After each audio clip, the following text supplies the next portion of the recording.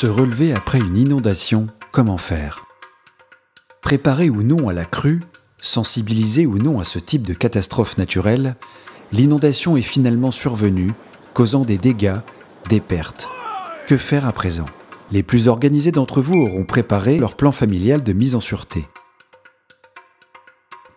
Quel que soit votre cas, si un proche manque à l'appel, signalez rapidement aux autorités sa disparition afin que des recherches soient engagées.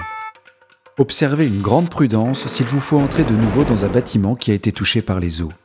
Il convient ensuite de contacter au plus vite votre assurance, de décrire les dégâts subis sur votre habitation, les véhicules et autres biens, ainsi que les éventuelles blessures.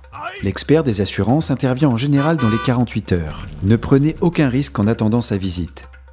Suivant le contrat d'assurance que vous avez souscrit, vous pouvez bénéficier d'un hébergement transitoire et du soutien d'entreprises professionnelles pour le nettoyage et la remise en état du logement. Tentez d'obtenir du soutien, une aide solidaire auprès des voisins, des proches, de la commune et des associations. Signaler les dégâts à la mairie permet à cette dernière de prévoir les interventions, mais également de justifier la demande de reconnaissance de l'état de catastrophe naturelle et de capitaliser les informations sur ce type d'événement. Le nettoyage et les réparations pourront prendre plusieurs jours, voire plusieurs semaines, suivant votre bien et l'aide que vous aurez obtenue.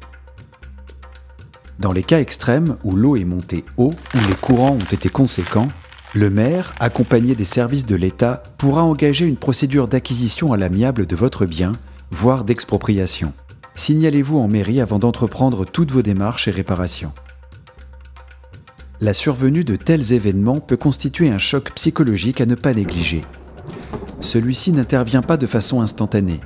Il peut s'installer progressivement et ne s'observer qu'au bout de quelques semaines, à la suite de la période très chargée que constitue le nettoyage, la remise en état et les nombreuses démarches administratives.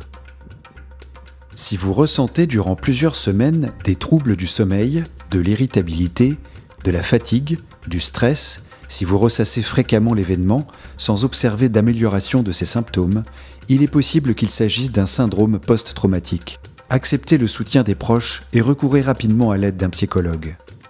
Des associations d'anciens sinistrés existent pour appuyer les particuliers à la suite des catastrophes.